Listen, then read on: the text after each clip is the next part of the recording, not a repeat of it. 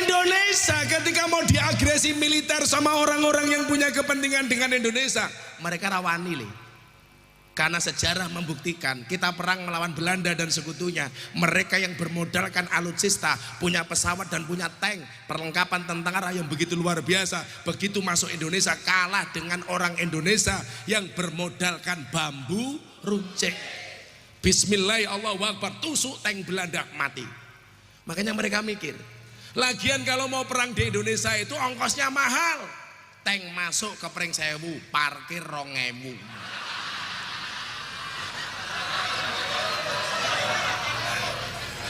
Larang tak kadani, tentarane nembe istirahat ning alon-alon, bakul kacang liwat, cang goreng, cang godok, cang kemu, mlebu WC nguyuh 2000, bangkrut tak kadani. Assalamualaikum warahmatullahi wabarakatuh.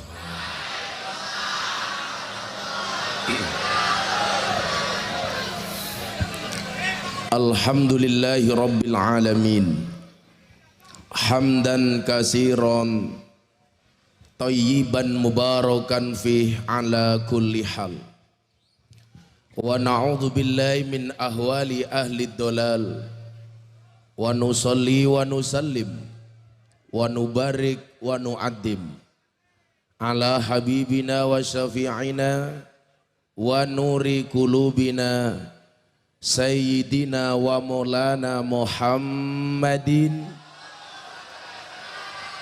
asliyil jamal wa manba'il kamal wa mustauda'il jalal wa ala alihi wa sahbihi bil hudui wal asal, amma ba'du. Hadratal muhtaramin, para masyayikh, para habaib, para kiai, para alim dan ulama, para sepuh bini sepuh, bobo-bobo guru engkang estu kaula takzimi, para pejabat engkang sampun kersa rawuh, wabil khusus orang tua kita bersama, sesepuh kita, kiai kita dan bupati kita, Pak Kiai Sujadi. Mudah-mudahan Allah panjangkan umurnya dalam kebaikan.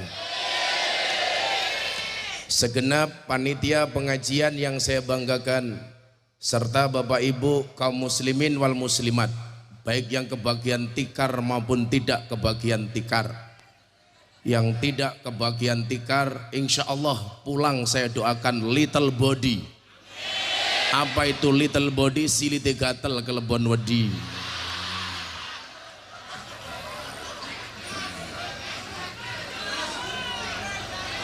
Silahkan sami duduk.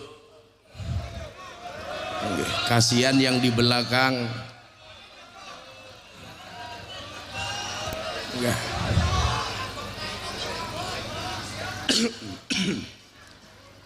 Monggo sami lenggah.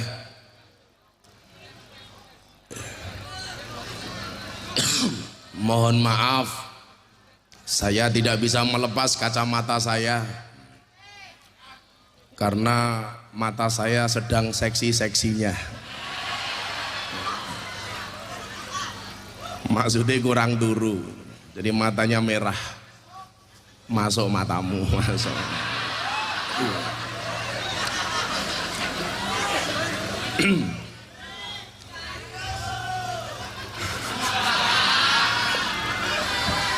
Bapak Ibu kaum muslimin, adik-adik, alhamdulillah iki temane apa toh? Pengajian dalam rangka harlah ke-11 ndasmu minggir ora ketok. Yayasan Ar-Rahman akan saya bagi pengajian malam hari ini. Satu, sesi pertama tentang keutamaan ilmu, yang kedua tentang nasionalisme dan kebangsaan.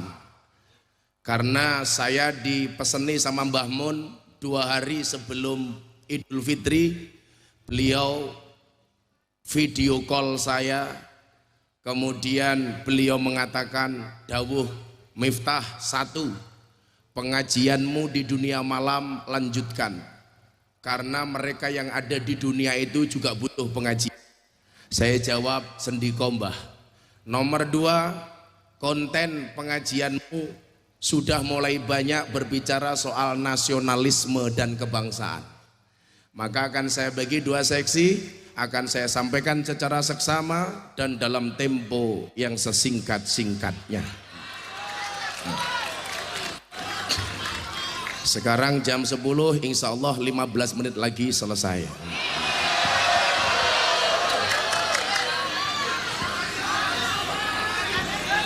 Ora urune cerewet, bro. Yang pertama, saya akan berbicara keutamaan ilmu. Salah satu imam yang sangat terkenal di dunia namanya adalah Imam Syafi'i. Ada 4 imam yang terkenal. Tolong perhatikan, jari saya bukan akik saya. Pamer mbahmu. Daripada dikira pamer, saya copot. Loh, lah kurang ajar. Malah muga-muga ketinggalan. Mohon maaf, saya pakai lagi. Ngaji amplop ora jelas kelangan akik.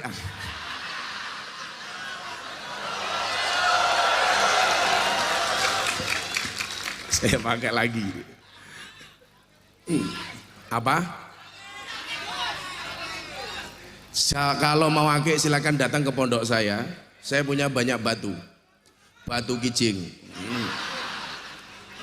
Imam itu kan yang terkenal ada 4. Imam Hanafi, Imam Maliki, Imam Syafi'i, Imam Hanafi. Kalau di Indonesia satu lagi, Imam Samudra. Saya mau berbicara Imam Syafi'i. Coba ketika kawan-kawan berbicara perbandingan mazhab, jadilah orang yang mempunyai dada yang luas. Artinya apa? Samudra lautan ketika kita memahami sesuatu itu dibutuhkan.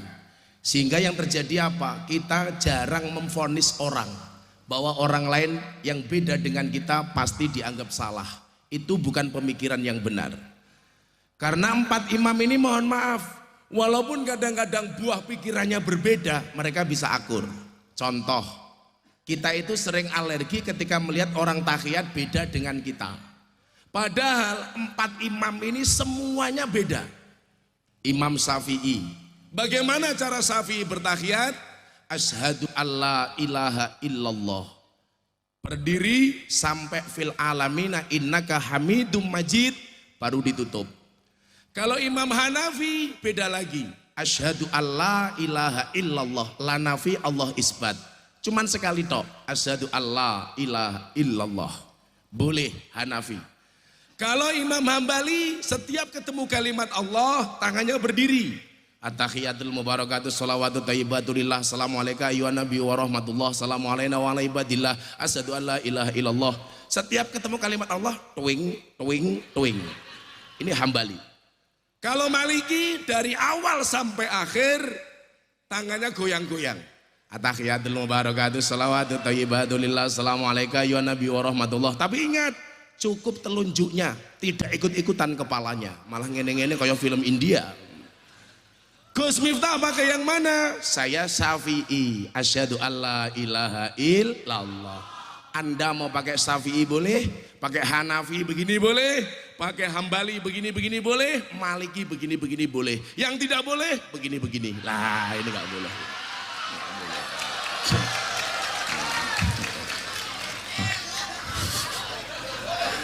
Masa tahiyat berdasarkan nomor partainya masing-masing, ini bahaya. Enggak. Saya mau cerita Syafi'i tentang keutamaan ilmu.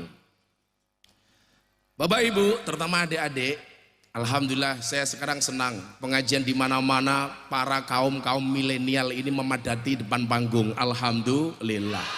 Ini luar biasa. Yang di depan panggung ini kaum milenial, yang di belakang kolonial.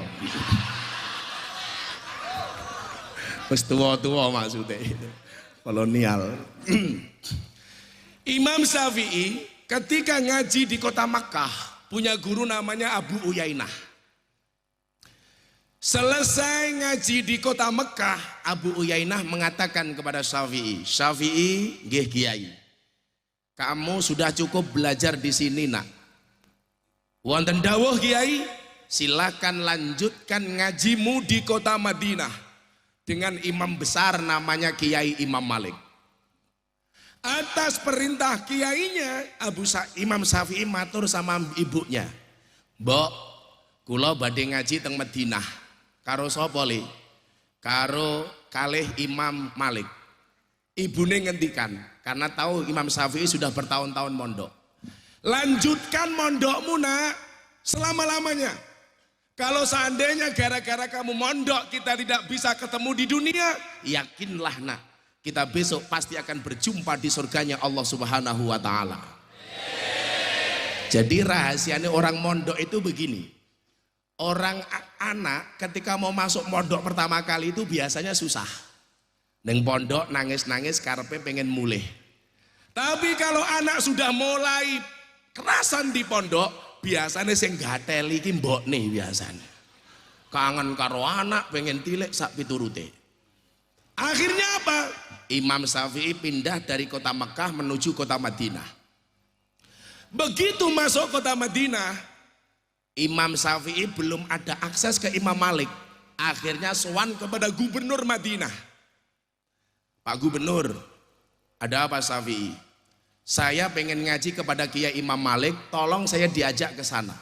Pertemukan saya dengan Kiai Imam Malik. Apa jawaban Gubernur Gubernur Madinah? Syafi'i, kalau seandainya kamu perintahkan aku untuk memindahkan Jabal Uhud dari tempatnya, itu lebih mudah bagiku daripada ketemu dengan Kiai Imam Malik.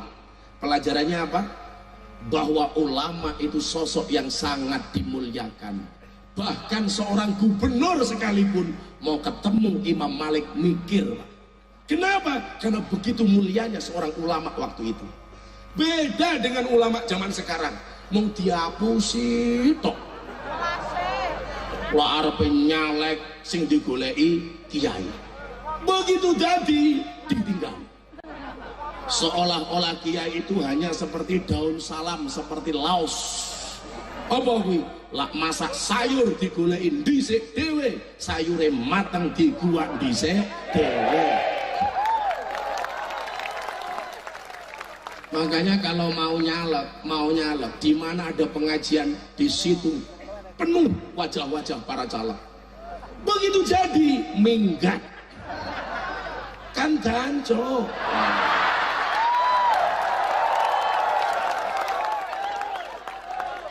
Sungguh terlalu.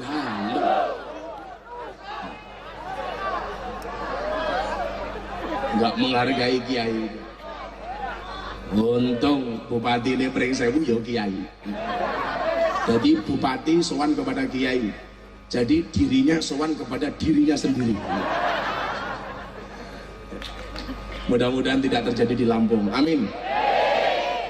Akhirnya apa? Karena dipaksa oleh Syafi'i, sowanlah Gubernur Madinah ke rumahnya Imam Malik. Enggak ketemu dengan Imam Malik nih. Ketemu dengan khotimnya, pembantunya. Mas, tolong sampaikan kepada Kiai Imam Malik, ada orang Mekah pengen ngaji sama Imam Malik. Namanya siapa? Syafi'i. Oke, saya sampaikan. Gubernur pulang, pembantunya matur sama Kiai Imam Malik, Pak Kiai, ada tamu. Sopo? Syafi'i saking Mekah. Beliau pengen belajar ngaji sama Kiai Imam Malik. Apa jawaban Imam Malik? Sampaikan kepada Syafi'i, sebelum dia ketemu dengan aku, tolong baca dulu kitabku sampai selesai. Pelayan matur sama Syafi'i, Syafi'i, Anda bisa belajar dengan Pak Kiai Imam Malik, syaratnya satu. Apa? Anda harus membaca kitabnya Kiai Imam Malik. Apa jawaban Syafi'i muda saat itu? Sampaikan kepada Kiai Imam Malik, saya sudah hafal dengan kitabnya Kiai Imam Malik. Kitab hadis Imam Malik yang paling terkenal namanya apa? Al-Muwatta. Aturno, aku wis apal. Ono racah Pringsewu sing model ngoten niku. Kalau yang datang ke pondok saya beda. Siapa yang mau mondok? Mantan pemabuk Gus. Apa dulu gelarnya? Pangunci. Apa kuwi paguyuban ngunjuk ciu. Santri saya itu macam-macam. Pemabuk saya openi, PSK saya openi. Wow. Anak dunia malam saya openi. Saya kemarin mendata terakhir. Jumlah PSK yang saya openi di Jogja itu ada 700. Ada 700. Yang paling muda umurnya di bawah 20 tahun, yang paling tua 57 tahun. Ya Allah. Anak dunia malam, mbak-mbak pemandu karaoke, kalau di Jakarta namanya LC, kalau di Pantura namanya Purel. Apa itu Purel? Perempuan rela diusel-usel. Itu jumlahnya ada 1.200 di Jogja, ribuan di Jakarta. Mereka bekerja di mana? Puskesmas. Apa itu? Pusat kesenangan mas-mas. Pekerjaan mereka apa? Mewarnai kehidupan rumah tangga orang lain.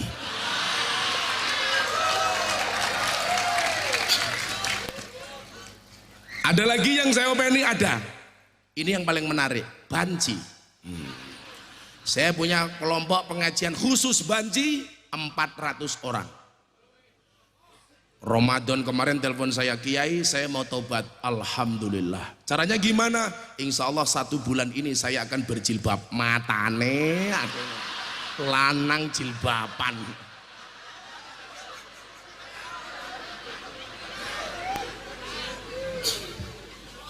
Saya ajak umroh. Ayo umroh khusus banci. Oke. Saya ajak umroh. Sampai kota Madinah bilang, saya takut di kamar sendiri Kiai. Terus gimana? Tolong dong satu kamar dengan saya. Saya jawab, mah. Tangi turu iso teles, jempolku teles kabeh ya. Diajak manasik nggak mau. Begitu tawaf bingung. Caranya gimana Gus? Gampang. Itu ada Ka'bah, ada lampu hijau. Di situ ada Hajar Aswad. Nanti kamu mengucapkan salam kepada Ka'bah. Bismillah, Allahu Akbar. Mwah, banci. Ketemu Ka'bah histeris. Begitu ketemu Ka'bah, Bismillah, Allahu Akbar. Mwah, mwah, mwah, mwah. Menarik sekali pengajian dengan para banci itu. Segeralah sholat di belakang imam. Oke. Sebelum kamu disolatkan di depan imam. Mereka tanya, apa bedanya Gus? Beda. Di belakang imam itu namanya makmum, di depan imam namanya almarhum. Malah tanya, kalau laki-laki mati namanya apa Gus? Almarhum. Perempuan mati? Almarhumah. Kalau banci mati? Aluminium.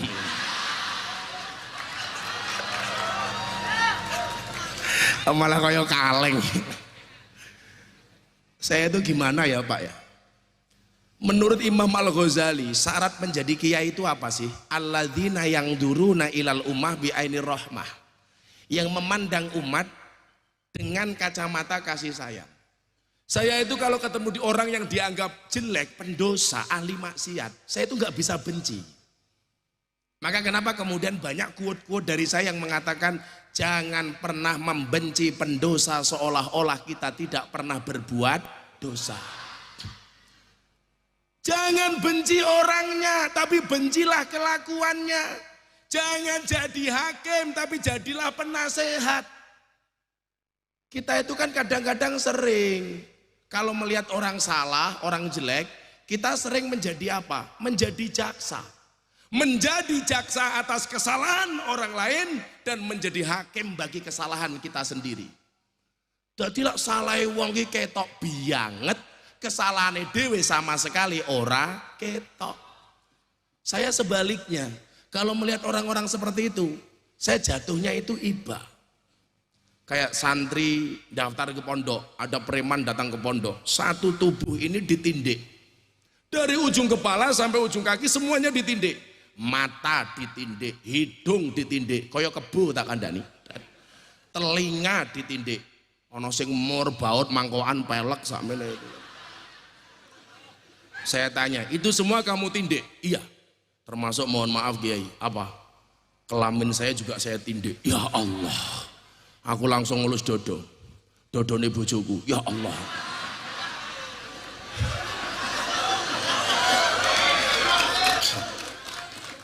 Kayak gitu orang mengatakan jangan diterima Gus, itu ahli maksiat. Saya enggak, saya welcome. Rene bro, ngaji karo aku. Karena apa? Kita tidak pernah mengetahui masa depan seseorang itu seperti apa. Betul? Saya sering dihina sama orang, ngaji kok di tempat maksiat. Kamu salah. Lebih baik ngaji di tempat maksiat daripada maksiat di tempat ngaji. Iya kan?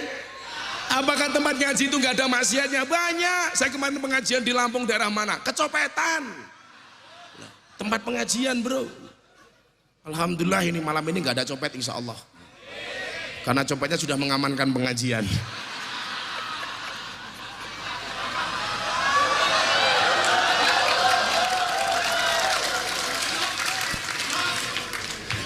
Jadi Pak Kiai Sujadi, saya minta doanya saja deh. Orang-orang kayak saya itu diberikan kekuatan untuk bisa ngopeni orang-orang seperti itu. Kemarin sebelum berangkat ke Aljazair, saya melakukan pembukaan perdana pengajian di klub malam terbesar se-Asia Tenggara. Masya Allah. Saya ngaji lho, waduh ya Allah. Macan tutul. Manis cantik jalannya mentol-mentol. Insya Allah. Ibarat mobil lagi Isuzu Panther. Ini sugu-sugu pantatnya bikin gemeter. Beda neng kene lanang kabeh.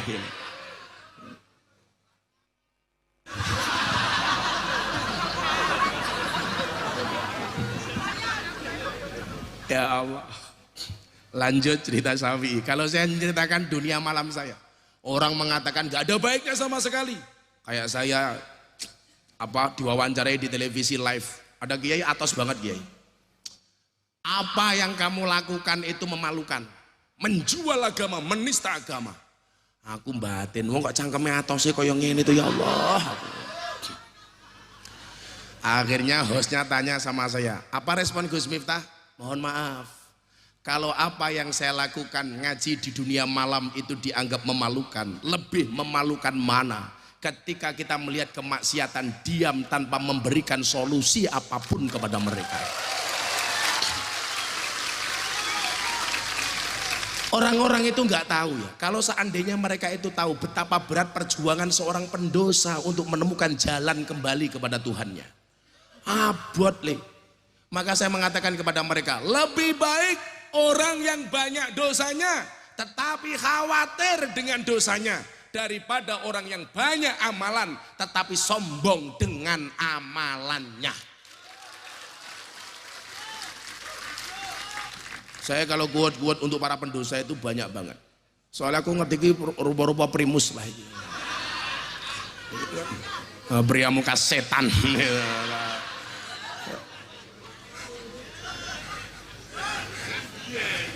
Kan biyen.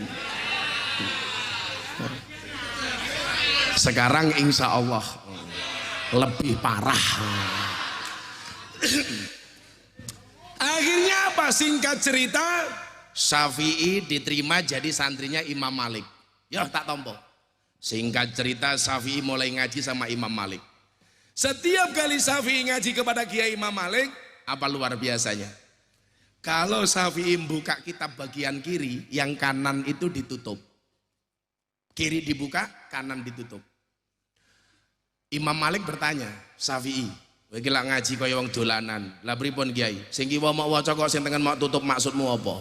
Apa jawaban Syafi'i? Mohon maaf Kiai, kalau dua-duanya saya buka, dua-duanya saya langsung hafal.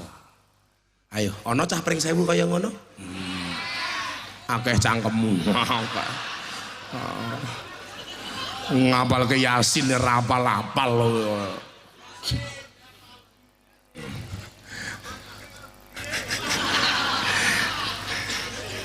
Saya jadi ingat ngajari Mas Jadi Corbuzier baca Quran. Saya cari turutan nggak dapat, akhirnya cari Iqra, dapat Iqra. Begitu ngaji, aku jadi ora tega. Dia itu kan gelarnya S3 loh, PhD, filosofi doktor. Sementara saya cuma S1 saja, ijazah tidak saya ambil. Kan saya malu, kuliah 4 tahun gelarnya SAG. Sarjana gak gimana gitu. Kan aku malu.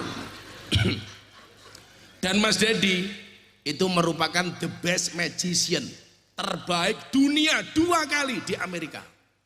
Ini orang super cerdas. Saking cerdasnya Dedi itu rambut pun tidak berani tumbuh di kepalanya. Makanya Dedi itu apa-apa bisa kecuali satu, iklan sampo. Itu nggak bisa itu.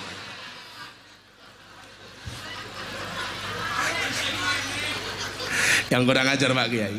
Jumatan sama saya di Bintaro perdana kali ini. Pertama kali Jumatan. Wartawannya cangkemnya jen bosok. Gede-gede ditanya Pak sama wartawan, Mas Dedi kok nggak pakai kopiah kayak Gus Miftah? Emang hukumnya wajib? Kata Dedi, enggak sih. Tapi Mas Dedi harus paham, fungsi kopiah itu adalah untuk nyegat rambut supaya tidak masuk ke jidat. Itu kan penghinaan gitu loh. Yang dicegati apa nih gitu loh. Ini kira normal wartawan nih kan. Tanya lagi, Mas Dedi sudah sunat apa belum? Ya Allah. Yang tanya wartawan cowok itu loh. Logika nih, wong lanang takon sunat apa durung? Lak sing takon rondo kan lumrah gitu loh. Akhirnya YouTube syuting sama saya tanya, bro, tuh dijawab pertanyaan, sudah sunat apa belum? Masa lu kagak percaya? Kalau nggak percaya, lihat sendiri katanya. Aku ngomong, wong dhuwure 2 meter kon delok aku. Saya bilang, kalau saya percaya kamu sudah sunat. Itu lo orang Pring Sewu belum percaya. Terus bagaimana supaya saya bisa percaya? Mereka supaya bisa percaya gampang. Saya foto, nanti saya posting. Aku.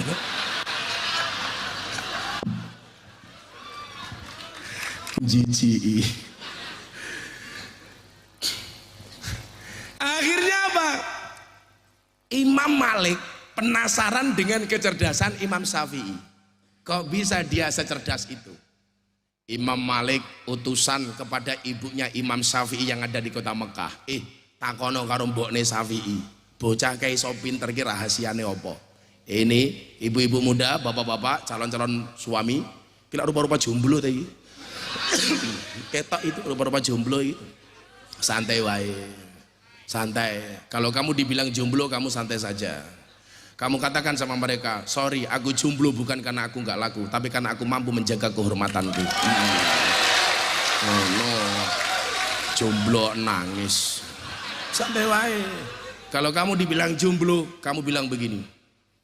Kamu bilang begini, akan datang satu saat, aku akan dipertemukan dengan orang yang tepat, yang kedatangannya untuk menetap bukan karena nafsu sesaat. Iya. Oh no, jomblo malah nangis. Ibu kota boleh pindah ke Kalimantan asalkan kamu nggak kembali ke hati mantan. Iya.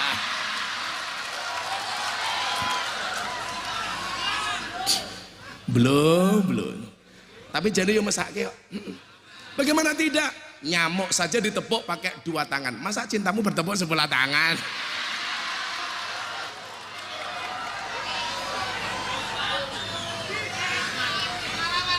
Pengalaman matamu ora. Kurang ajar guys.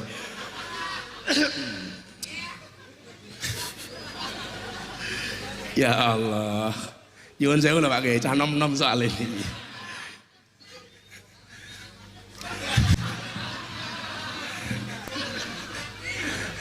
Ya udahlah, mudah-mudahan yang jomblo segera berakhir.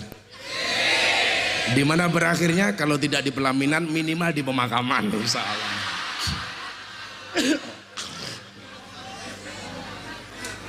Santai wae, santai, insya Allah.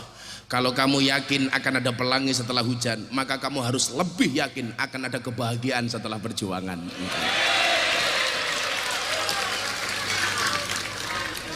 Ya ngayam-ngayam jomblo-jomblo fisabilillah itulah. Ketika sampai rumahnya Imam Syafi'i, ketemu dengan ibunya, utusan Imam Malik bertanya, Bu, wonten pertanyaan saking Imam Malik. Apa li? Kok Syafi'i ini ku pinter banget rahasiane nopo toh?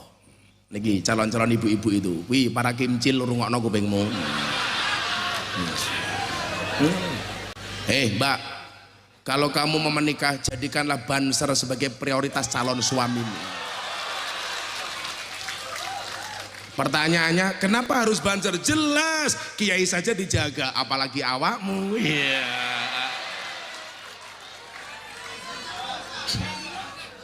Ayo, saya kita takon. Aku wong NU, aku orang rokok. Tapi saya tidak benci perokok. Saya pendukung perokok, tapi saya tidak ngerokok. Para Kimjil dijawab, kalau kamu cari suami seneng yang ngerokok apa tidak? Enggak, jelas. Kenapa tidak perokok yang dipilih? Jelas, paru-parunya saja dijaga, apalagi hatimu. Codot.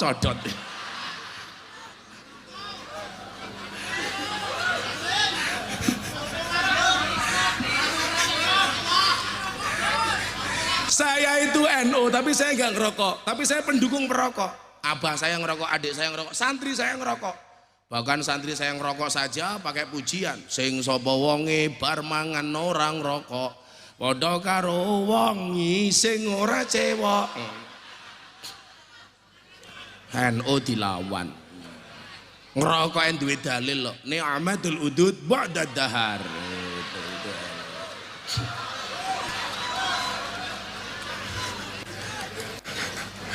Untungnya saya nggak ngerokok.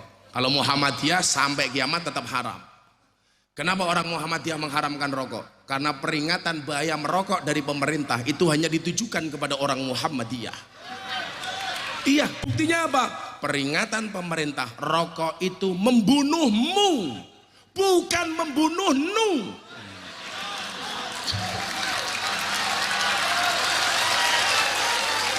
Membunuhmu Muhammadiyah.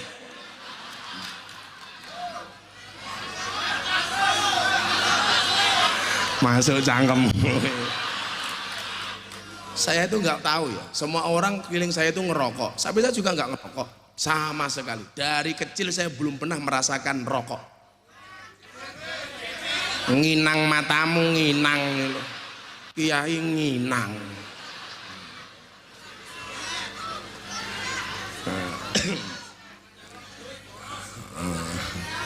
Saya dulu ngaji di rumahnya Dalang Entus tahun 2007, ditawari udut pakai bahasa ngapak, belas ra kepenak.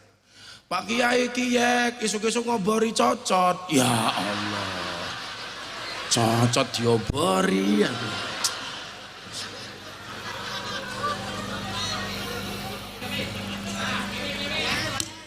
Wayai.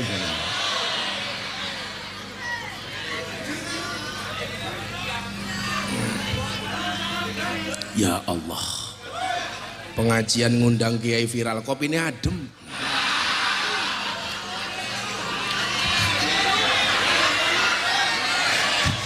Hah? Gawene jam 8. Pantesan adem sangit ya.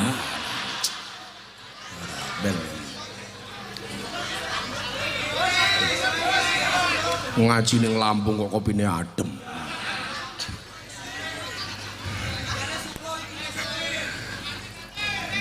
Ganti, kalau ada kopi ngajinya lama, nggak ada kopi ngajinya sebentar.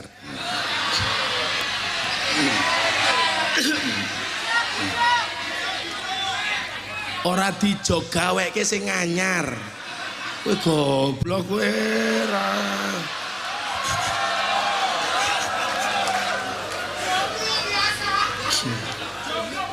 Jomblo. Kamu jomblo, kamu ditolak sama pacarmu. Ingatlah, jadilah seperti gula, jangan berharap seperti kopi. Kopi itu pahit tanpa gula, dikasih gula enak rasanya. Tapi begitu kopi ketemu dengan gula, yang dipuji gulanya apa kopinya? Kopinya. Maka jadi cowok itu seperti gula, ada rasanya namun tidak pernah diperhitungkan keberadaannya.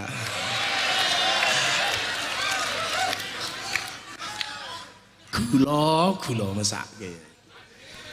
Apa jawaban ibunya Imam Syafi'i? Gak ada rahasia bro, tapi saya melakukan 2 hal. Yang pertama, ketika Syafi'i masih bayi, saya memberikan kepadanya ASI eksklusif selama 2 tahun. Karena perintah Allah di dalam Al-Quran, wal walidatu yurdina auladahunna haulaini kamilaini liman aroda ayyutimmar rodoah. Bu, nyusolin ku 2 tahun. Sekarang baru 5 bulan atas nama kesibukan dan wanita kafir, wanita karir.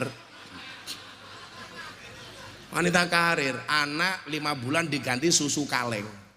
Padahal susu kaleng itu susu sapi. Maka kalau diajak pengajian jawabannya mergo anake sapi. Dan mohon maaf, efeknya apa? Kamu nggak boleh nikah sama sapi. Kenapa? Saudara sepersusuan.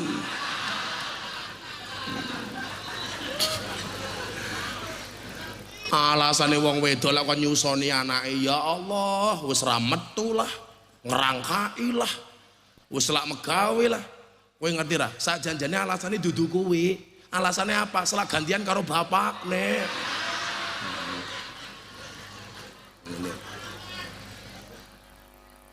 Yang pertama. Yang kedua, kenapa Syafi'i bisa cerdas? Ibunya mengatakan, setiap kali saya mau menyusui Imam Syafi'i, terlebih dahulu mengambil air wudhu. Sederhana toh, wudhu. Saya ini lagi nyambel bawang, nyambel terasi, anaknya nangis, langsung nyoh. Itu kalau anak bisa ngomong, mesti ngomong, Bu, susumu mambu terasi. Apa kia?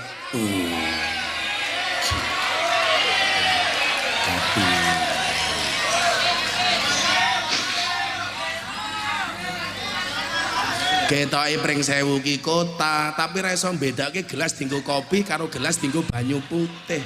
Ngene iki ya pekok banget to iku. Di mana-mana namanya kopi itu pakai cangkir. Ini bukan peruntukannya. Ini berarti kamu nggak adil. Yang namanya adil itu wadu'u syai'in fi mahali, meletakkan sesuatu kepada tempatnya. Ini bukan gelas untuk kopi. Oh, ketoke pring sewu kutha bonon desa. Aku lak niki ngombe kopi lak niki ra kepenak blas ta iki.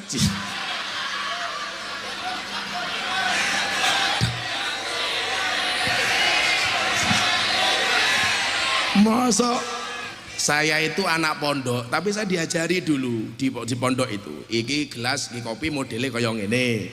Iki nggih es buah kaya ngene. Oh no. Sampai saya dulu kan tabaruk jadi kodimnya kiai. Kalau saya bikin kopi kok sampai ngelepret, onek-onek ke karo kiai, rasopan kaya ngono sugih ke tamu. Iki malah gelasnya kaya kelas banci. Ya Allah.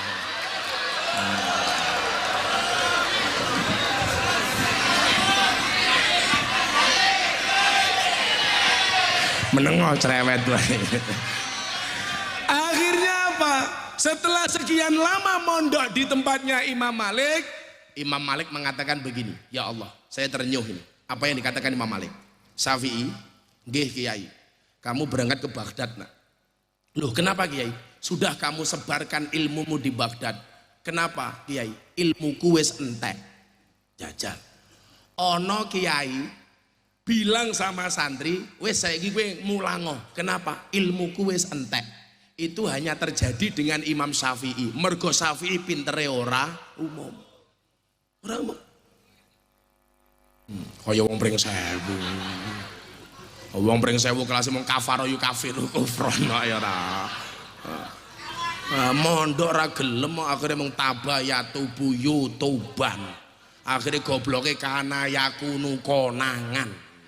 Akhire utake madaya mudu modot pisan. Lah iki beda iki, jal babayu jal bibun jajal babon lah iki.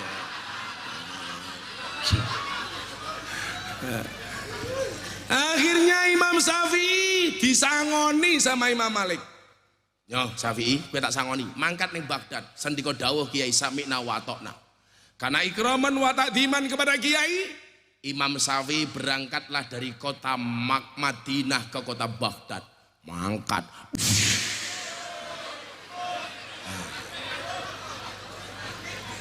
Beberapa tahun di kota Baghdad, Imam Syafi'i nggak berani pulang. Kenapa? Karena tidak mendapatkan izin dari ibunya. Pelajarannya apa? Santri ki aja kakean mulih tak kandhani. Saya itu punya santri mulih tok. Ndase mumet pamit mulih, panu mulih, wedhuse meteng mulih. Karena ngaji itu kan harus waktu lu zamani, harus yang lama. Abah saya dulu bilang, Miftah, kamu jangan pulang ke rumah sebelum 3 tahun 10 hari. Saya nggak bertanya apa alasannya, ya saya manut. Sebelum 3 bulan 10 hari saya juga nggak pulang. Karena perintahnya seperti itu. Saya hanya memahami waktu lus zaman. Ngaji ki sing suwe. Ojo kakean pamit. Santri saya itu nunggak mbahmu ki ngawur. Kiai nunggak ki ngawur. Cangkeme iki lho. Kiai nunggak iki lho. Padake rupamu, bro. Kamu bilang nunggak sama saya, kamu salah. Saya dari 1 sanawiyah sampai lulus aliyah tidak pernah bayar SPP. Oh, ranking terus bro. Mergo mesake matamu.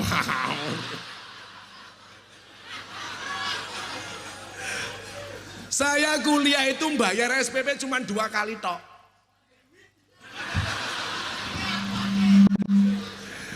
Karena saya pasti dapat beasiswa, padahal saya nggak pernah masuk kuliah.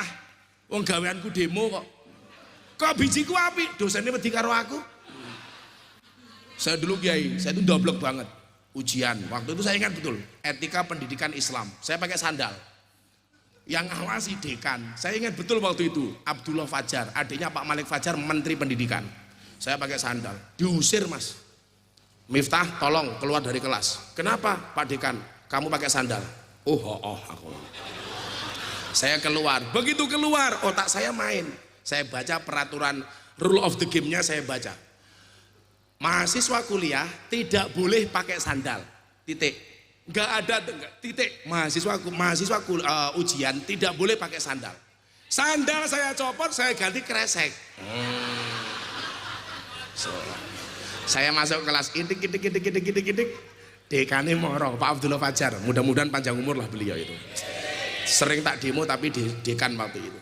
Begitu saya masuk, Miftah, yes sir. Kenapa kamu masuk lagi? Ada yang salah? Sudah dikasih tahu nggak boleh pakai sandal. Kenapa kamu pakai kresek? Coba Pak Dekan dibaca peraturan mahasiswa ujian. Tidak boleh pakai sandal. Nggak ada tulisan kewajiban menggunakan sepatu. Merongos kowe.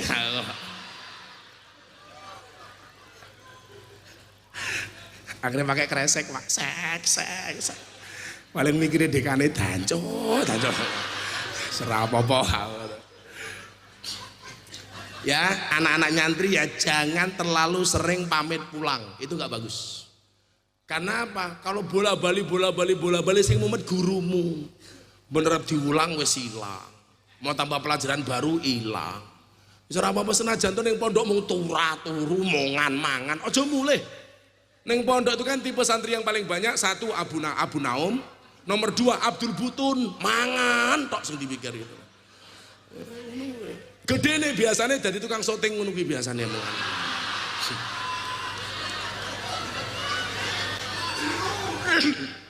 Tapi lak mondoke suwe niku biasanya jadi bupati. Lak suwe meneh kiai viral ngono kuwi biasane.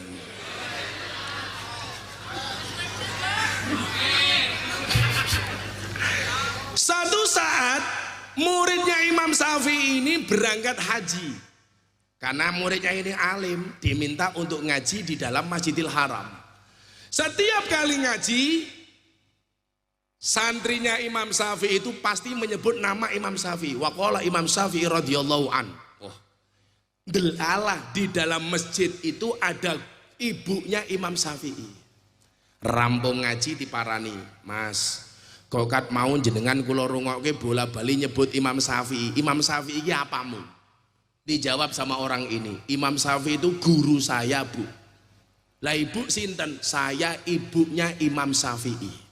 Tahu yang di hadapannya ibunya Imam Syafi'i, langsung disungkemi, dicium tangannya. Inilah yang dimaksud di dalam kitab taklim, ta'allam fa innal ilma zainun li ahlihi wa fadlun wa unwanun li kullil mahamidi.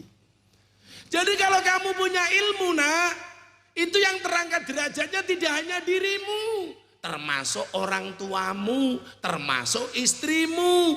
Maka walaupun bukan santri, gak bisa ngaji, kok dibojo sama kiai, biasane diceluk bunyai. Kuwi sing jenenge swarga nunut neraka.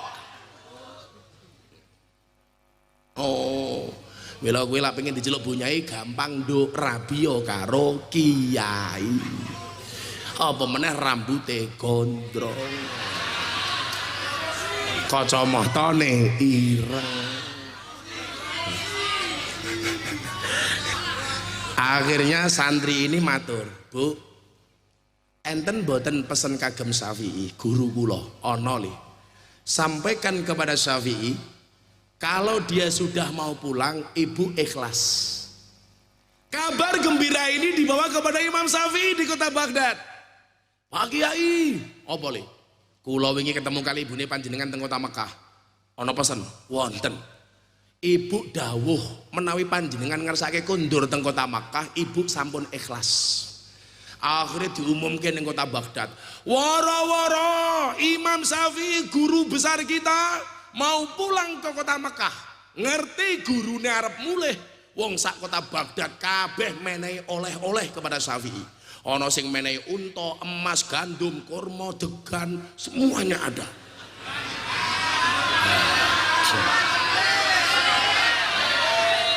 Kopi gelasnya ra jelas kabeh. Akhirnya pulang ke kota Mekah, Syafi'i itu membawa ratusan ekor unta berikut oleh-oleh yang ada di punggungnya. Pelajarannya apa? Lah ono kiai ngaji mulih diwenehi sangu. Kuwi wis kat biyen tak kandhani. Kat biyen. Enggak cuman sekarang gitu loh. Kalau sekarang nggak ngasih itu berarti nulayani kebiasaan Imam Syafi'i, itu hati-hati. Kiai ngaji mengharapkan amplop itu dosa. Tapi lebih berdosa kalau panitia tidak ngamplopi, itu persoalan. Santai. Saya itu kalau ngaji mikir amplop, mesti memedas mulai. Contoh, saya besok harus ke Sekincau langsung ke Lampung Timur. Tanpa sepengetahuan panitia saya nyewa heli. Aku lak ngene iki padake amplopmu nggih nyewa heli ora mungkin kuat ngandane. Ora mungkin kuat. Saya itu mohon maaf, walaupun saya sakit badan gak enak, tetap saya bertahan ngaji karena saya risau dengan keadaan Indonesia hari ini, terutama soal Ahlus Sunnah wal Jamaah. Saya itu kalau mau nuruti butuh dewe le. Saya dengok-dengok di Jakarta dikasih apartemen, saya dikasih komisaris, 1 bulan dibayar 100 juta lebih, dikasih mobil mewah. Saya mau dikontrak di acara TV itu 2 tahun sama Mas Dedi eksklusif. Tapi konsekuensinya apa? Saya harus tinggal di Jakarta, jadwal saya ini nggak bisa saya datangi. Saya bilang enggak, karena saya lebih mencintai umat di bawah daripada di televisi. Jadi lawamu suudon karo aku ngaji mergo amplop. Amplopmu ki piro? Kowe ana kotak infake nyemplungi 1000, yo ngalah. Kere. Akhirnya saya tadi udah kecapean, saya bilang udah kita sewa helikopter, besok kita ke Sekincau naik helikopter. Wah, lebih baik mati gagah daripada mati ingah-ingih. Aku kagak apa. Kalau miftahnya dihina nggak apa-apa, tapi kalau NO-nya dihina saya nggak terima. Makanya saya dibully habis-habisan, terutama ketika saya membelani Banser. Gara-gara mereka mengatakan kenapa Banser tidak berangkat ke Papua. Saya bilang nggak ada dasar hukumnya, nggak ada payung hukumnya. Saya tanya sama anak-anak Banser di Brengsewu, kalau seandainya ada payung hukum, Banser boleh mengamankan negara, Banser berani apa tidak? Rungokno kupingmu.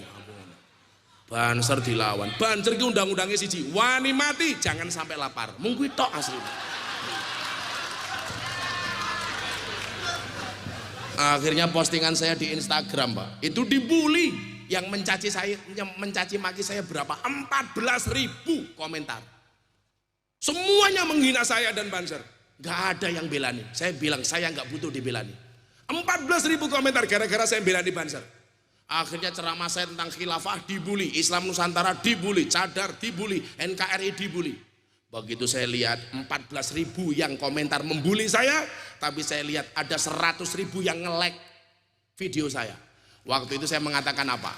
Kenapa jumlah like lebih banyak daripada jumlah komentar? Jawabannya sederhana. Seberapa banyak pun orang yang membencimu dengan komentar-komentarnya, ingatlah di luar sana lebih banyak yang mencintaimu dari dalam hatinya. Oh, kagak. Ora apa-apa. Lak jomblo beda. Kenapa jumlah like lebih banyak daripada jumlah komen? Jawabannya adalah karena banyak orang cinta tetapi tidak berani mengungkapkannya. Iya. Ya serupa-rupa mugilah pokoknya.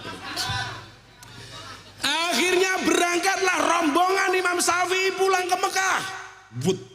Sampai perbatasan kota Mekah, Imam Syafi'i utusan santri pulang ke rumahnya. Sampaikan kepada ibu, saya sudah mau sampai rumah.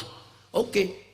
Sampai dalamnya ibunya Syafi'i, santri ini matur, Bu, Lendi Imam Syafi'i sampun teng perbatasan Pring Sewu. Oh ya, nggowo apa?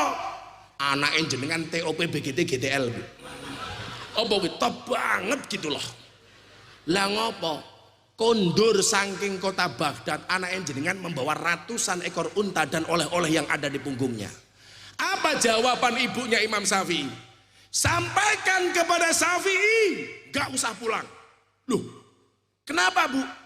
Dulu saya perintahkan Syafi'i pergi untuk mencari ilmu, tidak untuk mencari harta. Pelajarannya apa? Wong tua ki kudune kaya ibune Imam Syafi'i.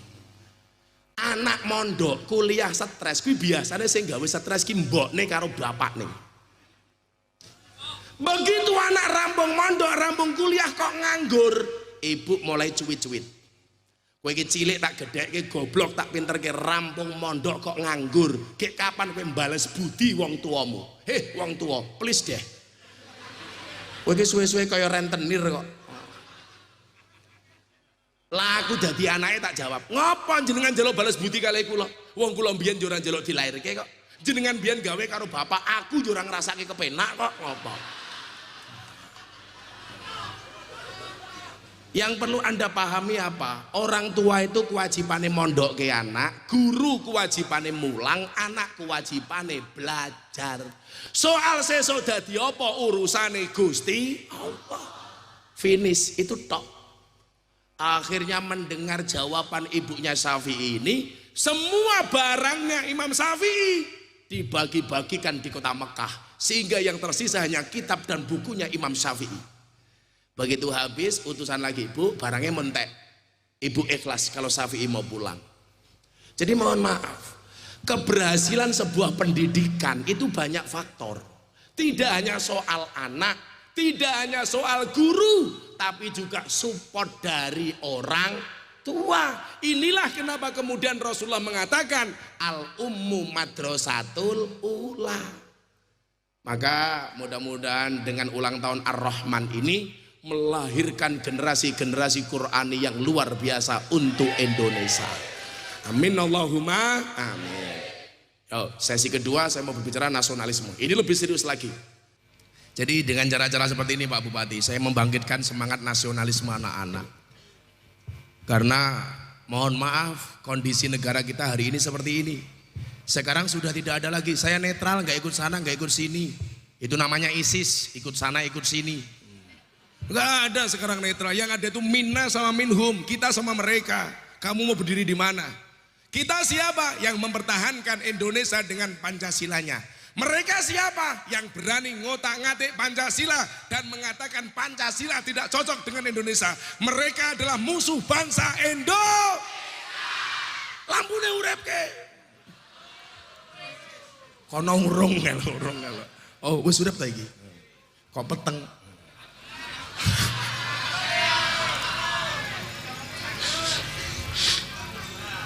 Maka kemarin saya bilang, orang Lemhanas, Nopo Gus, Anda itu bikin acara seminar begini habis berapa duit? Ya banyak Gus, ratusan juta. Coba ikut pengajian saya mohon maaf sosialisasi 4 pilar kebangsaan, Pancasila, Bhinneka Tunggal Ika, NKRI, Undang-Undang Dasar 1945. Gak sampai ratusan juta. Bahkan panitia ini kadang-kadang lali ngamplopi. Ini kira efektif. Kadang-kadang kita itu banyak kinerjanya itu gak efektif, malah membuang-buang duit tok. Gini apa mboten? Lah ngene iki lak nyenengke. Pak Wabub ngono kuwi. Cangkeme. Copot kesel mataku. Lanjut.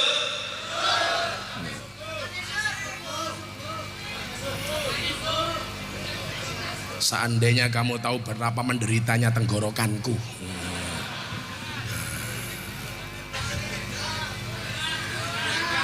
Apa? Saya itu lagi batuk, kalau ngemik-ngemikkan langsung kumat. Lagi cangkem ra ngaji, cerewet. Lanang model opo. Shallu ala Nabi Muhammad. Akan lebih indah kalau ada air putih panas. Masya Allah. Aku ranjalo mong kondo. Lah kowe kena pengertian karo aku kok panitiane iki. Ya Allah, delokon kita rise nganggo kacamata ireng kaya tukang las.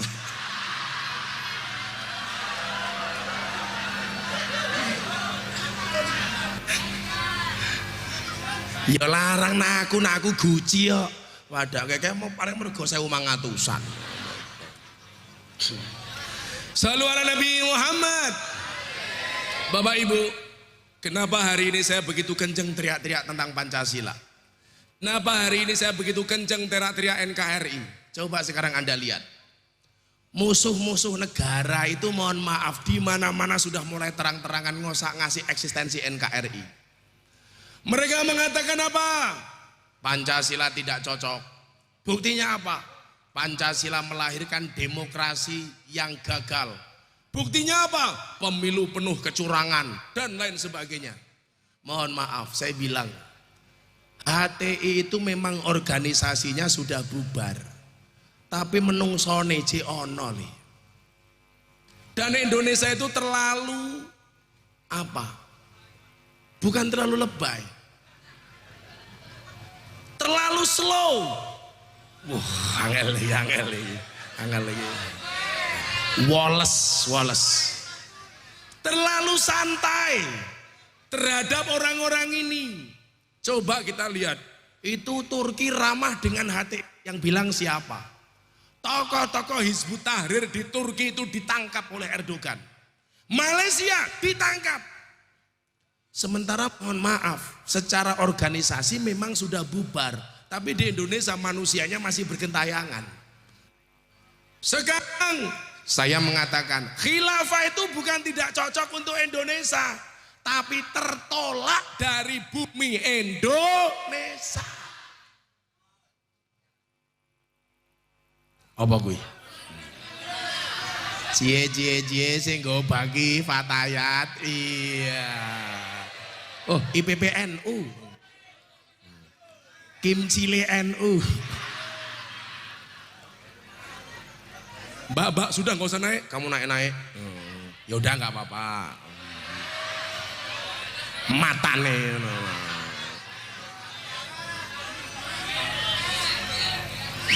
Cepetan. Apa? Ajeng? Halalan jaluk selfie bareng. Modus. Jaluk apa? Oh barokallah. Apa bedanya orang dulu sama orang sekarang? Yo ngene iki. Lawang beni ketemu kiai jaluk barokah doa. Sekarang barokah selfie. Yo wis kono ki minggat to malah. Kenapa kamu ndredeg ketemu aku? Wes rono. Mati aku. Nama kamu siapa? Anissa Aulia.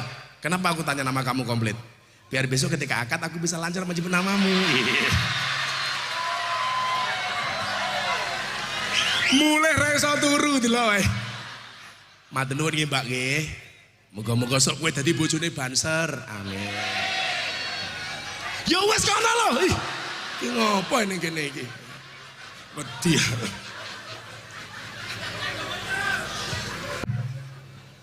Ya Allah, ya Allah. Ya Allah, ya Allah. Coba Bapak Ibu rahimakumullah.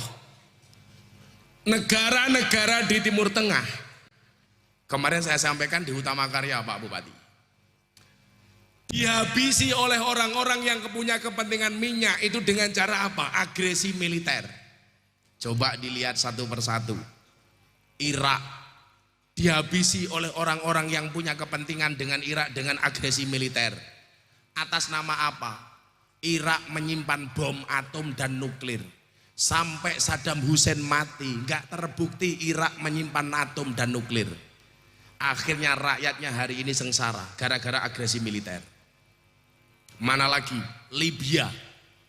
Muammar Gaddafi diburu, dibom, satu bom itu 1 ton di Barak. Yang mati siapa? Putrinya Muammar Gaddafi. Karena Muammar Gaddafi tidak ada di tempat. Dikejar sama Amerika dan Prancis. Mereka sebenarnya punya kepentingan minyak, tapi alasannya apa? Gaddafi terlalu lama jadi presiden dan ini membahayakan bagi demokrasi. Waktu Muammar Gaddafi berkuasa, Libya itu mohon maaf, sekolah gratis, orang miskin digaji, makan cukup, minyak termurah sedunia Libya. Tapi ada orang-orang yang menjanjikan Libya akan lebih baik kalau tidak dipimpin oleh Gaddafi. Akhirnya apa? Gaddafi diburu, mobilnya dibom, ketangkep. Sampai ada yang mengatakan Gaddafi itu disodomi dengan gagang pisau. Siapa yang melakukan? Rakyatnya sendiri yang dulu dikuliahkan oleh Gaddafi. Gaddafi ditendangi. Siapa yang nendangi? Rakyatnya sendiri yang dulu dikasih makan oleh Gaddafi. Sampai akhirnya Muammar Gaddafi ditembak kepalanya, ditembak dadanya oleh siapa? Rakyatnya sendiri yang dulu dikasih makan gratis oleh Gaddafi. Dan Anda tahu, setelah Gaddafi meninggal, janji orang-orang ini yang mengatakan Libya akan lebih hebat ketika sudah tidak dipimpin oleh Gaddafi. Anda tahu, rakyat Libya hari ini menyesal. Kenapa? Karena hidup mereka sengsara, minyak mahal, hidup mahal, dan lain sebagainya. Pertanyaan saya, apakah Anda setuju ketika hal itu terjadi di Indonesia? Jangan kemudian kita terprovokasi dengan janji-janji palsu. Kalau di Indonesia nanti khilafah semuanya enak, cangkemmu, ra percaya. Sekarang khilafah sudah mulai nggak laku jualan di Indonesia, bahasanya diganti. Apa Pak? NKRI bersyariah. Opo? Indonesia ini kurang islami apa toh? Pengajian puluhan ribu orang seperti ini, Pak polisi ini melu ngaji. Apik dan jenengan. Tenan. Polisi kira seneng ngaji, mati ini pas pengajian. Tapi lah polisi dolanan ini pinggir dalan tok, hati-hati, mati ini tabrak truk tak ada nih.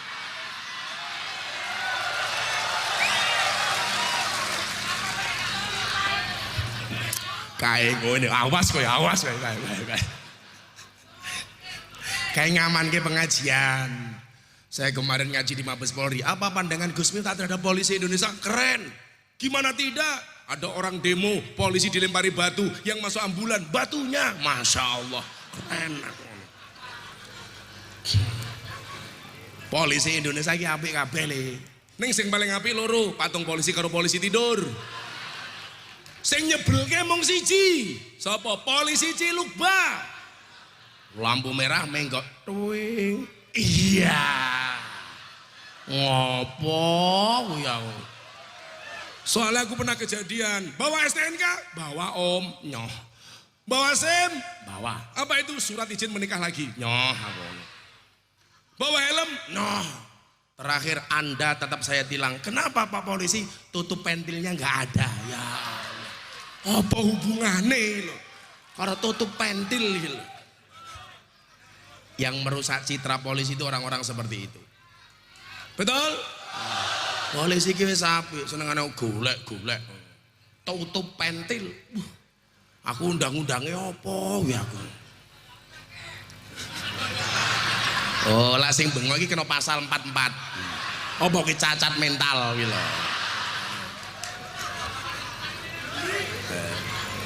Dan Indonesia ketika mau diagresi militer sama orang-orang yang punya kepentingan dengan Indonesia, mereka rawani lih. Karena sejarah membuktikan kita perang melawan Belanda dan sekutunya, mereka yang bermodalkan alutsista, punya pesawat dan punya tank, perlengkapan tentara yang begitu luar biasa, begitu masuk Indonesia kalah dengan orang Indonesia yang bermodalkan bambu runcing. Bismillah, Allahu Akbar, tusuk tank Belanda mati. Makanya mereka mikir, lagian kalau mau perang di Indonesia itu ongkosnya mahal. Tank masuk ke Pring Sewu, parkir 2.000.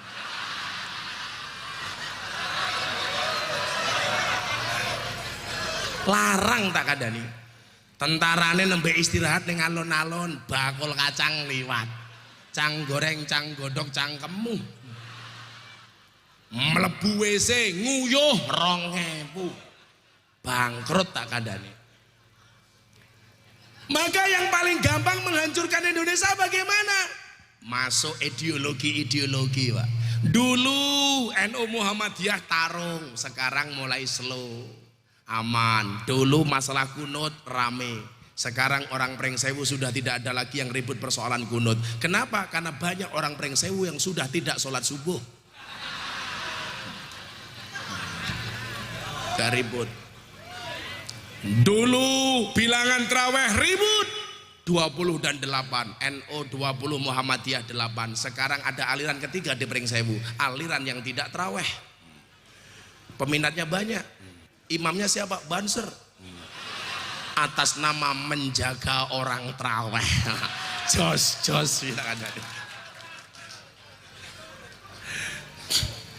NU Muhammadiyah akur. Muncul MTA. Tahu-tahu mengharamkan tahlilan, yasinan, selamatan dan lain sebagainya. Maka ada istilah yasin boleh, yasinan gak boleh, tahlil boleh, tahlilan gak boleh, solawat boleh, solawatan gak boleh. Kowe iki ngopo? Mosok ora iso bedake solawat karo solawatan. Solawat kuwi durung diwaca. Lah wis diwaca jenenge solawatan. Tahlil kuwi durung diwaca, lah wis diwaca jenenge tahlilan. Yasin kuwi durung diwaca, lah wis diwaca jenenge yasin.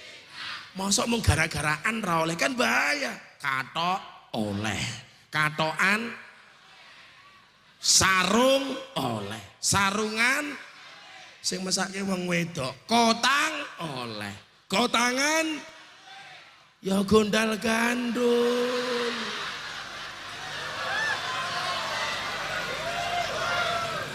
Ini mulai diadu tiap hari. Dikit-dikit demo atas nama aksi bela tauhid, demo. Aksi atas nama aksi bela ulama, demo. Kalau kita orang NU nggak perlu seperti itu. Aksi bela tauhid, tahlilan. Aksi bela Nabi, solawatan. Aksi bela ulama, manakipan. Aksi bela negara, istiqosahan. Aksi bela Quran, semaan. Aksi bela ilmu, sorokan. Aksi bela kimcil, ya lamaran. Sing slow-slow wae lah. Maka kemudian apa? Kok saya jadi bersedih ya? Justru konflik itu sekarang berangkat dari isu agama. Kenapa? Karena kurang benarnya pemahaman terhadap agama. Maka banyak yang salah paham dan pahamnya salah. Ketika saya lihat Pak Bupati, persoalannya di mana? Karena tidak punya guru. Mau buka Google, buka YouTube. Bahkan lah neng Solo ki mau nganggo radio sinaune. Padahal sing jenenge radio ki ana swara tanpa wujud. Sing ana swarane tanpa wujude jenenge Son sembore semiki masyota udan ana swarane ra ana wujude ento jenenge.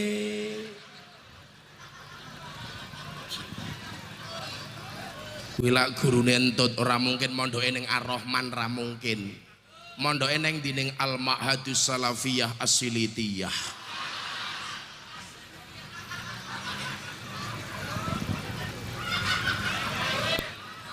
Dan ini tidak akan saya biarkan orang-orang seperti itu ngosak-ngasik Indonesia.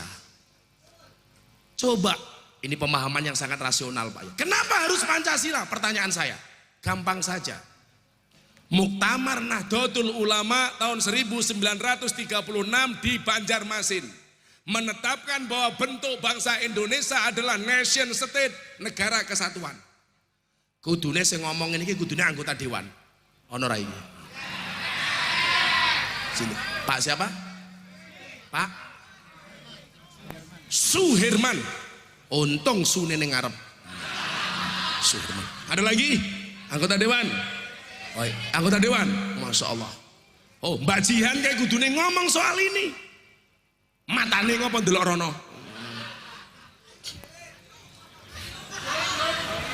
Tak takon, kowe wingi ngopo nyoblos Mbak Jihan? Mata codot ngono.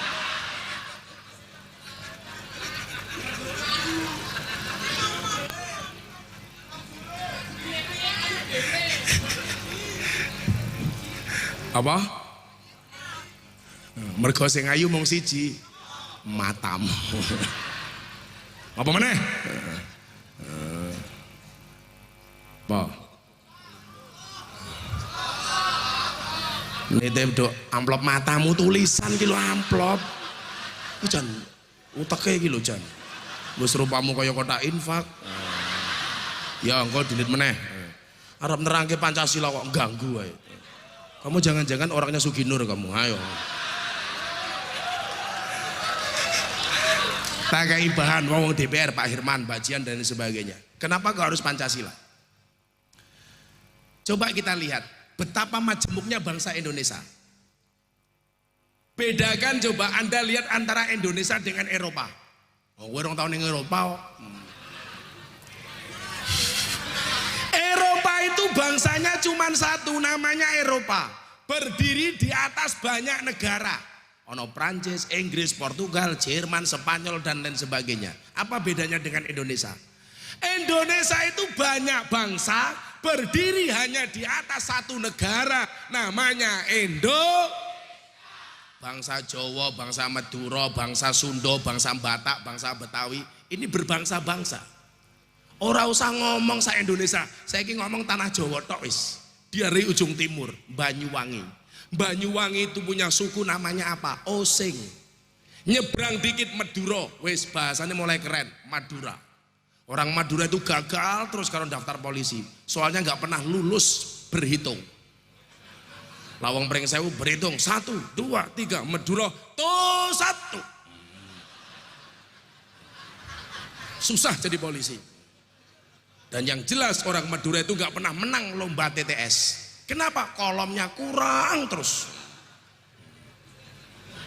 Hubungan suami istri menghasilkan 4 kolom. ANAK. Madura kurang, kurang. Nyebrang lagi kemana? Surabaya. Bahasanya rada kasar. Wah, jancuk. Apakah jancuk itu misuh? Enggak. Jancuk itu nama tokoh di Belanda yang diabadikan jadi nama tank. Yang ketika tank ini masuk ke perumahan di Surabaya, orang Surabaya bengok, jancuk, jancuk, jancuk. Kok Gus Miftah fasih ngomong jancuk? Aku ngerti tajwid. Jadi panjang pendeknya pas. Ngulon meneh ketemu mana? Jogja Solo. Wonge walus kaya aku. Aku lah halus banget cangkemku iki. Aku ki lah kasar mergo ketemu cangkemmu gitu. Aku ki asline halus. Coba kamu tanya ke pondok saya dengan santri sekalipun bosol. Aku ki lah pengajar ngomong londe begenggek itu cuma bahasa panggung. Kalau saya ngaji di lokalisasi nggak pernah sekalipun saya memanggil mereka londe. Kan ora mungkin aku pengajian para londe rahimakumullah, ora mungkin. Ora mungkin. Orang mungkin. Ambok tenan melu aku ning sarkem, enggak pernah. Jadi orang itu banyak salah kira. Aku ki ngomong karo santri kowe basa. Pripun Mas, mohon maaf napa dereng? Basa saya. Dengan siapapun. Aku ki duwe wong-wong edan lho aku basa. Jogja Solo alus. Ngulon meneh ketemu Banyumasan. Tegal, Kebumen, Cilacap, Purwokerto, Brebes. Omongannya blekuduk. Sudah mulai. Semulain. Wong ngapak. Ada pengajian, saya diundang sama orang ngapak di Purwokerto. Sambutan. Inyong kalau wingi sowan daleme Gus Miftah. Manjing daleme Gus Miftah kiye ana gapura, arane gapura sugeng teka. Aduh, iki apa to iki aku ngono. Kok gapura sugeng teka? Ternyata gapura selamat datang. Sugeng itu selamat, teka itu datang. Nang Yogya kiye ana monumen, arane monumen Jogja balik maning. Ya Allah. Monumen Jogja kembali, monumen Jogja balik maning.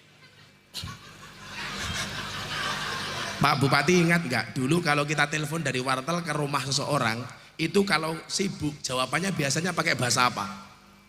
Bahasa Inggris. The number you calling is engaged. Please try again in a few minutes. Lah kowe telepon ning ngapak ora le, nganggo bahasa ngapak. Nomor telepon yang sira tuju langka telepon mening ya. Ngapak. Ngulon meneh ketemu mana? Sunda, bangsa Sunda. Ini bahasanya sudah mulai aneh lagi, luar biasa lagi. Kaditu ke dunia teh meduduk dinyanya. Cicing mah ulah gandeng, tai kucing mah diserondeng. Gitu. Dah mulai ini kan.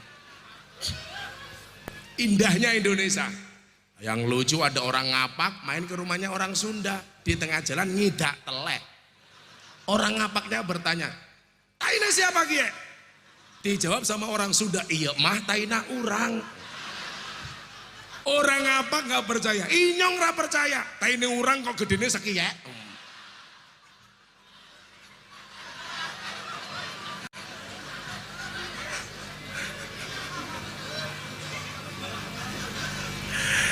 Aku bahasa apa-apa iso padak ke. Ngapak Sunda indah. Masuk lagi ke barat Betawi. Lulu gua, bapak lu mertua gua. Ke barat lagi Lampung.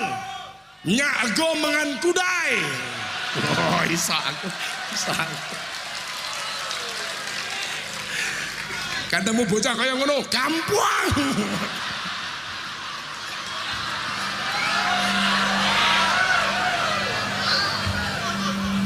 Indahnya Indonesia. Ke barat lagi Palembang, wong kita galau. Ini yang paling mengerikan sedunia. Kapal selam dimakan.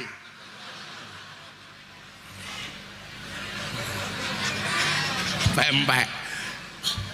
Ke barat lagi ketemu Medan, mulai bermarga-marga bah.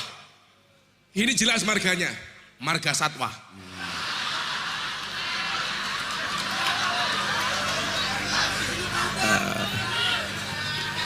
Kalau dewan biasanya marganya apa? Si lupa hutang. Hutang dengan janji-janji kepada rakyatnya.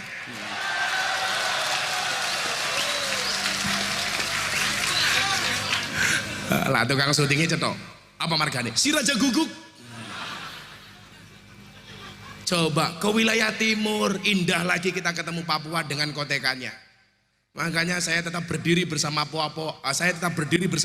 Kenapa? Karena Papua itu adalah Indonesia. Ke timur Ambon, terus menangan meneh. Orang Madura kalah berhitung sama orang Ambon ke timur.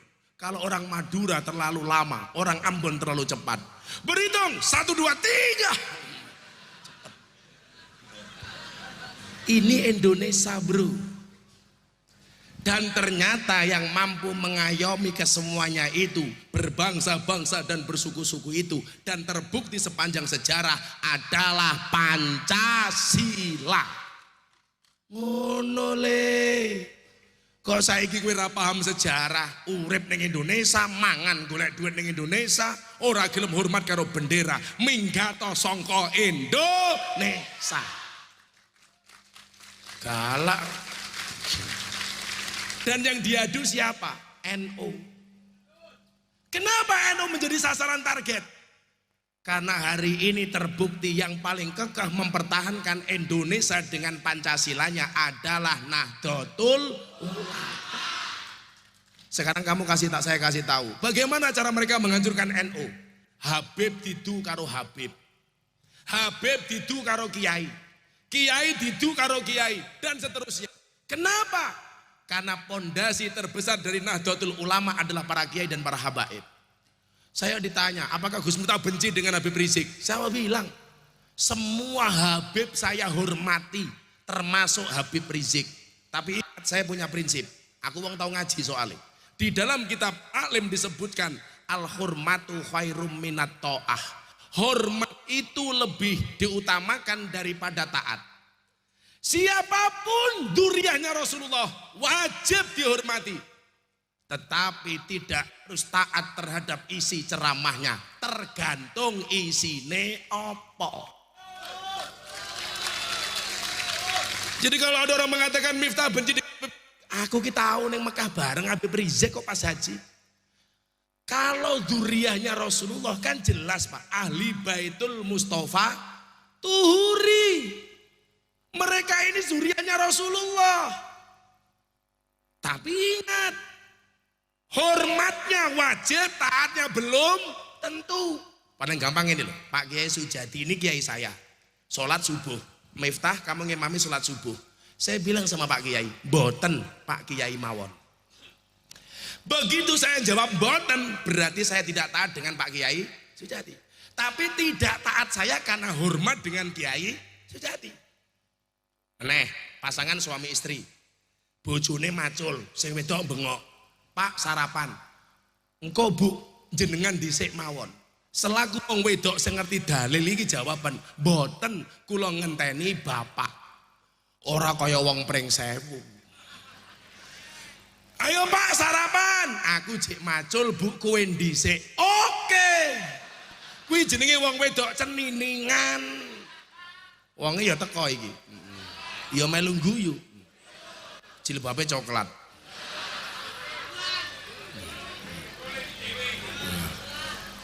Sing jilbabe abang insyaallah luweh parah.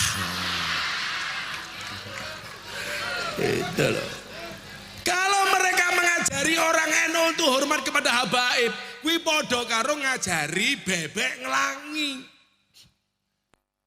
Habib pertama kali datang ke Indonesia ki sing ngopeni sing hormati siapa? NU. Orang-orang yang teriak-teriak seperti itu menghormati Habib tuh baru hari ini le. Awake dhewe wis kat biyen. Mila aku pesen karo awakmu, senajan to awakmu ora setuju karo Habib Rizik, jangan pernah membenci Habib manapun walaupun kamu tidak harus taat. Itu konsep le. Saya di mana-mana dibully ra apa-apa wis, santai wae. Saya mengatakan begini kok, kalau ada orang di mana-mana membicarakan kekurangan kita, tersenyumlah.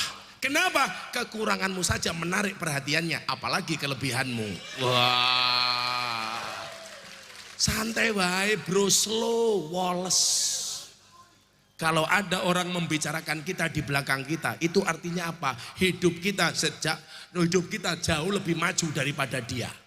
Onone wong susah ki ngrasani wong seneng. Ora ana wong seneng ngrasani wong susah. Anane wong cilik ki ngrasani wong gedhe, ora ana wong gedhe ngrasani wong cilik. Anane Suherman ki ngrasani Jokowi, ora mungkin Jokowi ngrasani Suherman. Ora kenal kok. Anane awakmu ki ngrasani Mbak Jihan, ora mungkin Mbak Jihan ngrasani awakmu. Ki sing dirasani apane? Rupa-rupa codot kaya ngono kok dirasani. Ana niki wong sing ning isor ngrasani sing ning dhuwur. Ora mungkin sing ning dhuwur ngrasani sing ning isor, sing ning mburi ngrasani sing ning ngarep. Apa aku ngomong ke sing ning mburi panggung? Kayak menungso apa demit aku ya ora ngerti kok. Makanya saya minta insya Allah berangkat dari Pringsewu, pengajian kita malam hari ini menghantarkan Indonesia ke gerbang kemakmuran. Sehingga menjadi bangsa yang baldatun thayyibatun warabun. Semuanya berdiri, pengajian selesai, kita akan menyanyikan lagu Indonesia Raya. dan ditutup dengan sholawat hasbi robbi 3 kali. Shollu ala Nabi Muhammad.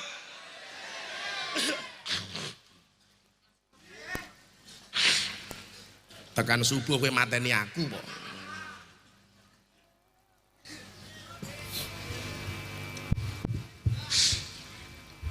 Yuk, jangan pulang dulu sebelum kita berdoa dan menyanyikan lagu Indonesia Raya.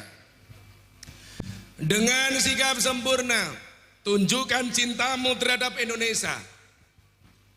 Hiduplah Indonesia Raya, tuduh Indonesia tanah airku, tanah tumpah darahku,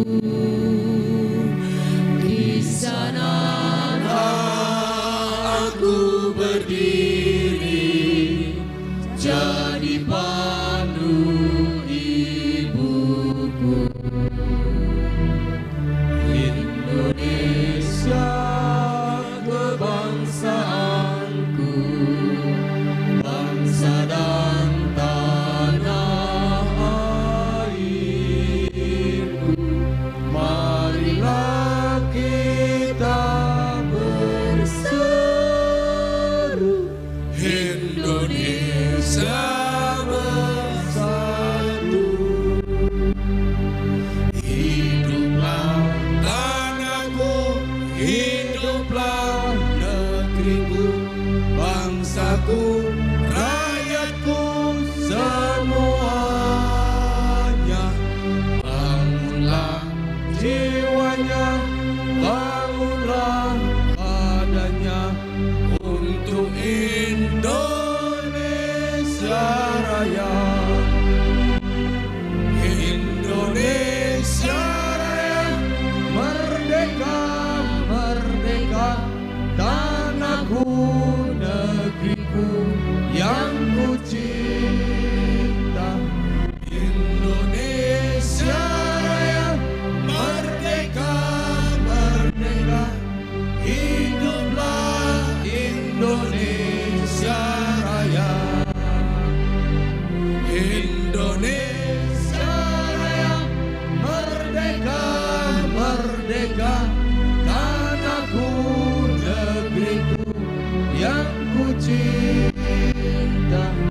Indonesia Raya, merdeka, merdeka, hiduplah Indonesia Raya.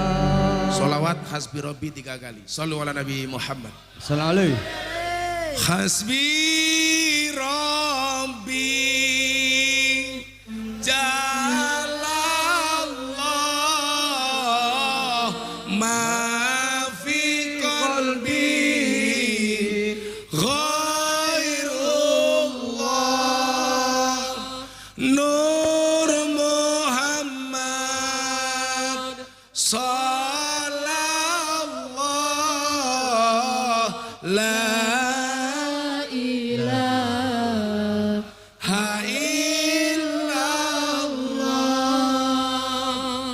hasbi Rabbi Jalallah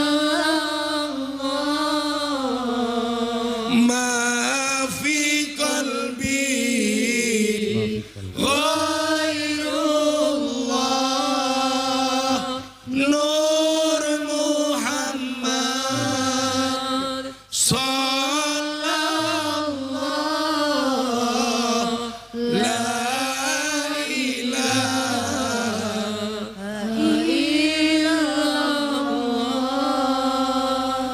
hasbi Rabbi Jalallah ma fi qalbi ghairullah Nur Muhammad sallallahu la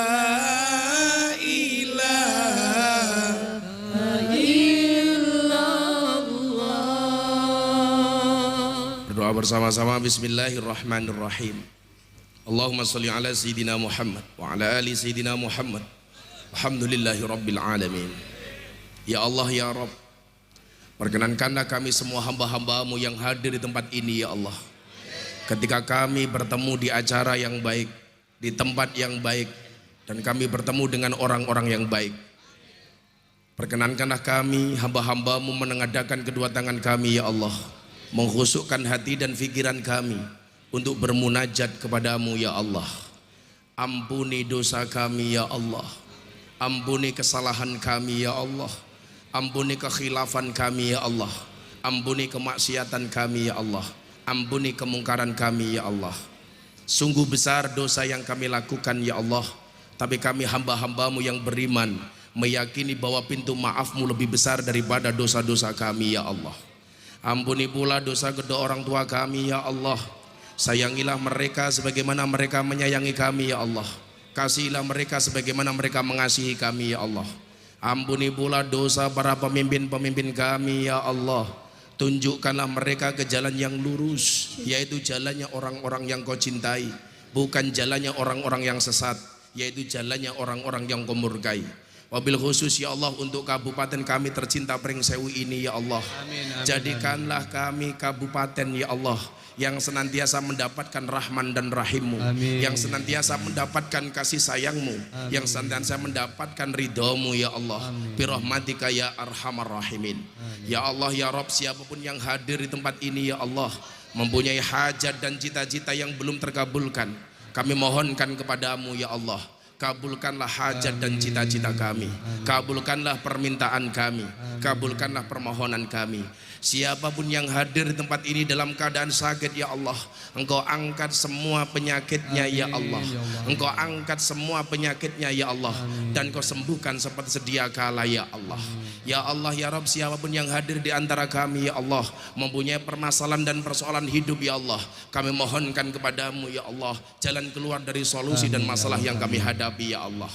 Ya Allah ya Rabb, malam hari ini kami meminta kepadamu ya Allah, jadikanlah bangsa kami bangsa yang adil. Amin. Jadikanlah kami bangsa yang aman. Amin. Jadikanlah kami bangsa yang makmur ya Allah. Amin. Jadikanlah kami bangsa yang senantiasa menghormati antara satu dan yang lainnya ya Allah. Amin. Jadikanlah kami bangsa yang senantiasa menjunjung tinggi toleransi ya Allah. Amin. Jadikanlah bangsa ini bangsa yang bersatu ya Allah. Amin. Jangan pernah Kau jadikan bangsa ini bangsa yang tercerai-berai ya Allah. Amin. Jangan pernah Kau jadikan bangsa ini bangsa yang terpecah belah ya Allah. Amin. Jadikanlah kami bangsa yang satu ya Allah, sehingga menjadi bangsa yang baldatun thayyibatun wa rabbun ghafur. Ya Allah ya Rabb, berikan kepada kami kebaikan di dunia ini ya Allah. Amin. Dengan kehidupan yang layak, ekonomi yang mapan, pekerjaan yang lancar, keluarga yang sakinah, keturunan yang soleh solehah, kehidupan yang istiqomah. Berikan pula kepada kami ya Allah kebaikan kelak di akhirat. Jauhkanlah kami dari siksa kubur, jauhkanlah kami dari siksa neraka, jauhkanlah kami dari siksa di padang mahsyar, dan jadikan akhir hidup kami husnul khatimah. Amin. Dan tatkala suatu saat nanti ya Allah Engkau panggil kami ya Allah, jadikan kalimat terakhir yang keluar dari mulut kami ya Allah biqauli la ilaha illallah la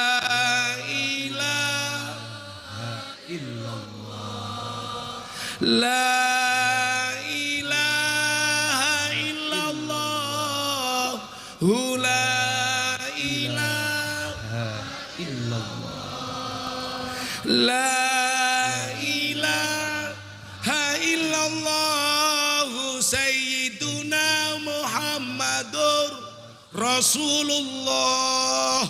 Waqtim lana minka bil khair wa ya khairan nasirina birahmatika ya arhamar rahimin.